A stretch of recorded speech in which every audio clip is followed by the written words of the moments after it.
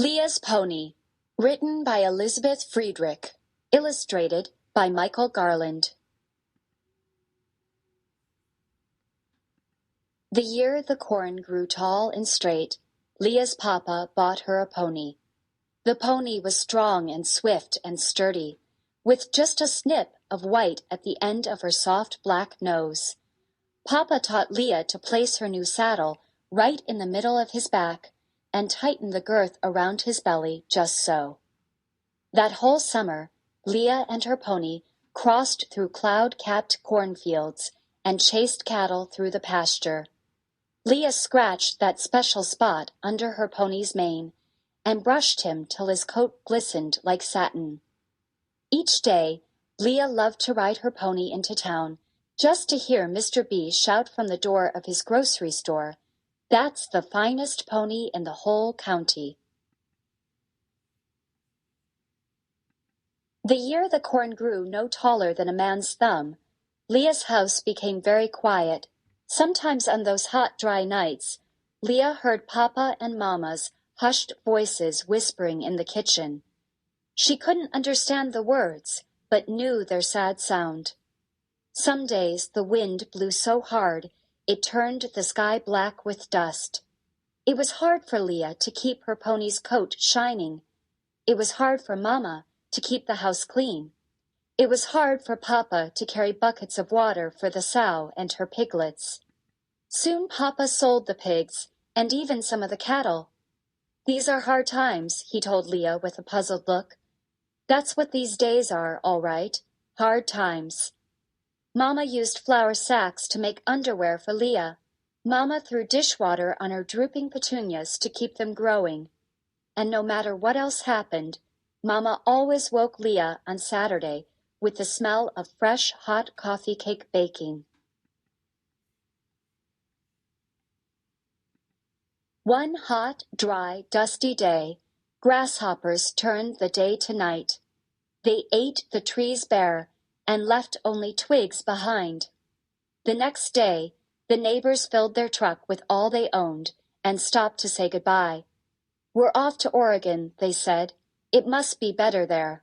Papa, Mama, and Leah waved as their neighbors wobbled down the road in an old truck overflowing with chairs and bed springs and wire. The hot, dry, dusty days kept coming. On a day you could almost taste the earth in the air, Papa said, "I have something to tell you, Leah, and I want you to be brave. I borrowed money from the bank. I bought seeds, but the seeds dried up and blew away. Nothing grew. I don't have any corn to sell. Now I can't pay back the bank." Papa paused. "They're going to have an auction, Leah. They're going to sell the cattle and the chickens and the pickup truck." Leah stared at Papa. His voice grew husky and soft. "Worst of all, they're going to sell my tractor. I'll never be able to plant corn when she's gone. Without my tractor, we might even have to leave the farm. I told you, Leah, these are hard times."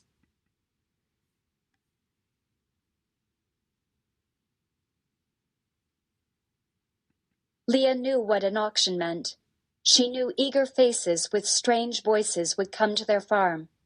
They would stand outside and offer money for her papa's best bull and Mama's prize rooster and Leah's favorite calf. All week, Leah worried and waited and wondered what to do. One morning, she watched as a man in a big hat hammered a sign into the ground in front of her house. Leah wanted to run away. She raced her pony past empty fields lined with dry gullies. She galloped past a house with rags stuffed in broken window panes. She sped right past Mr. B, sweeping the steps outside his store.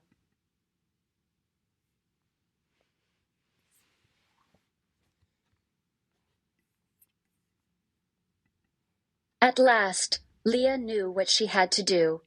She turned her pony around and rode back into town. She stopped in front of Mr. B's store. "You can buy my pony," she said. Mr. B stopped sweeping and stared at her. "Why would you want to sell him?" he asked. "That's the finest pony in the county." Leah swallowed hard. I've grown a lot this summer, she said. I'm getting too big for him. Sunburned soil crunched under Leah's feet as she walked home alone. The auction had begun. Neighbors, friends, strangers, everyone clustered around the man in the big hat. How much for this wagon? Boomed the man. $5, $10. Sold for $15 to the man in the green shirt. Papa's best bull. Sold. Mama's prize rooster. Sold.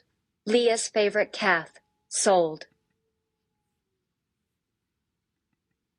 Leah clutched her money in her hand. It has to be enough, she whispered to herself. It just has to be. Here's one of the best items in this entire auction, yelled the man in the big hat. Who'll start the bidding at $500 for this practically new, all-purpose farm-all tractor? It'll plow, plant, fertilize, and even cultivate for you. It was time. Leah's voice shook. $1. The man in the big hat laughed. That's a low starting bid if I ever heard one, he said. Now let's hear some serious bids. No one moved. No one said a word. No one even seemed to breathe. Ladies and gentlemen, this tractor is a beauty. I have a bid of only $1 for it. $1 for this practically new farm-all tractor? Do I hear any other bids? Again, no one moved. No one said a word. No one even seemed to breathe. This is ridiculous, the man's voice boomed out from under his hat into the silence. Sold to the young lady for $1. The crowd cheered. Papa's mouth hung open. Mama cried. Leah proudly walked up and handed $1 to the auctioneer in the big hat.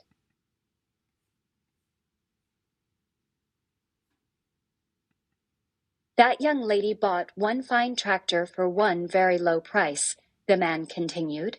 Now, how much am I bid for this flock of healthy young chickens? I'll give you 10 cents, offered a farmer who lived down the road. 10 cents? 10 cents is mighty cheap for a whole flock of chickens, the man said. His face looked angry. Again, no one moved. No one said a word. No one even seemed to breathe. Sold for 10 cents. The farmer picked up the cage filled with chickens and walked over to Mama. These chickens are yours, he said. The man pushed his big hat back on his head. How much for this good Ford pickup truck, he asked. 25 cents, yelled a neighbor from town. Again, no one moved. No one said a word. No one even seemed to breathe. Sold for 25 cents. The man in the big hat shook his head. This isn't supposed to be a penny auction, he shouted. The neighbor paid his 25 cents and took the keys to the pickup truck. I think these will start your truck, he whispered as he dropped the keys into Papa's shirt pocket. Leah watched as friends and neighbors bid a penny for a chicken, or a nickel for a cow, or a quarter for a plow. One by one, they gave everything back to Mama and Papa. The crowds left. The sign disappeared. Chickens scratched in their coop, and cattle called for their corn. The farm was quiet. Too quiet. No familiar whinny greeted Leah when she entered the barn. Leah swallowed hard and straightened her back. That night, in Leah's hushed house, no sad voices whispered in the kitchen. Only Leah lay awake, listening to the clock chime 9 and even 10 times. Leah's heart seemed to copy its slow, sad beat.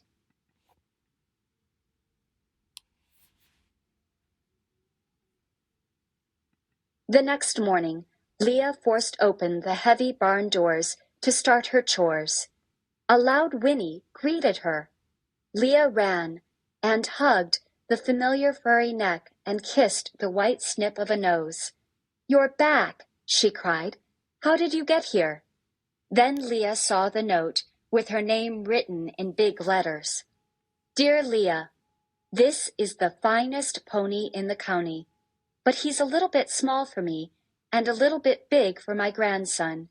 He fits you much better. Your friend, Mr. B. P.S. I heard how you saved your family's farm. These hard times won't last forever. And they didn't.